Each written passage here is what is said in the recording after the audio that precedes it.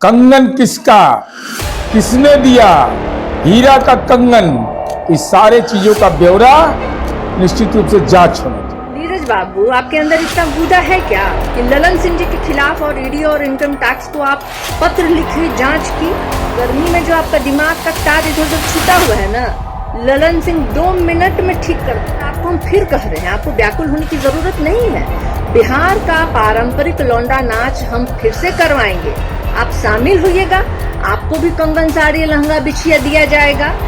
इसमें एक प्रवक्ता जदयू के तो दूसरे प्रवक्ता राष्ट्रीय जनता दल यानी आरजेडी की है।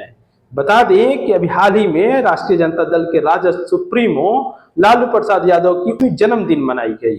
इस जन्मदिन के मौके पर भोजपुरी गायक छोटू छलिया का प्रोग्राम हुआ, जिसमें पूर्व मुख्यमंत्री राबड़ी देवी ने एक कंगन गिफ्ट दिया, जिसके बाद छोटू छलिया ने बताया कि यह कंगन जो है वो हीरे का है। विवाद यहीं से शुरू हुआ। अब इसको लेकर जदयू के प्रवक्ता नीरज कुमार ने सवाल खड़े किए। उन्होंने कहा कि यह बताया जाए कि यह कंगन हीरे का उनके पास यानी राबड़ी देवी के पास कहां से आया। इसको लेकर उन्होंने पत्र भी लिखे हैं। अब इसके बाद राजद प्रवक्ता ने इसे आड़े हाथों लिया है और सवाल करते हुए कहा है कि अभी ललन सिंह के द्वारा एक फ्लैट गिफ्ट किया गया जो मुख्यमंत्री नीतीश कुमार के बेटे निशांत कुमार को था। अब उसके बाद उन्हें मंत्रिमंडल में जगह भी दी गई। तो क्या वो ललन सिंह से इस बात का सवाल करेंगे कि ये जो फ्लैट है वो किस रूप में और कैसे दी गई? क्या उनके पास इतनी हिम्मत है जो उनसे ये सवाल कर सके? आइए सुनवाते हैं दोनों के उन बयानों को। माननीय लालू प्रसाद जी के जन्मदिन के अवसर पर छोटू छलिया जो भोजपुरी गायक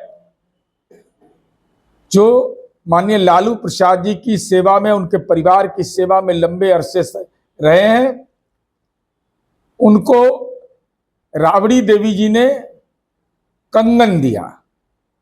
छोटू छलिया का कथन है कि यह हीरा का कंगन है।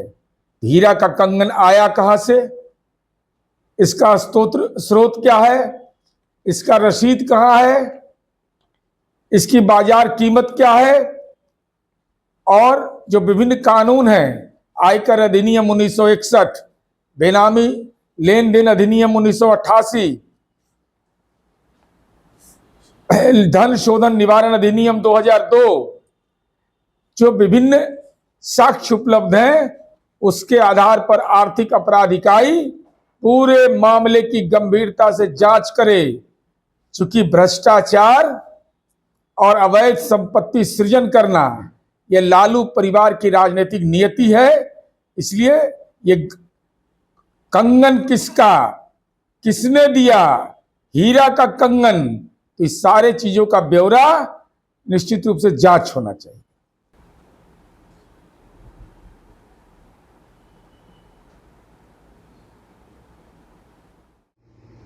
ललन सिंह को मंत्रिमंडल मिलने के पूर्व उन्होंने नीतीश कुमार जी के बेटे निशांत कुमार को 700 वर्ग फुट की जमीन के समेत एक पेंट हाउस गिफ्ट किया।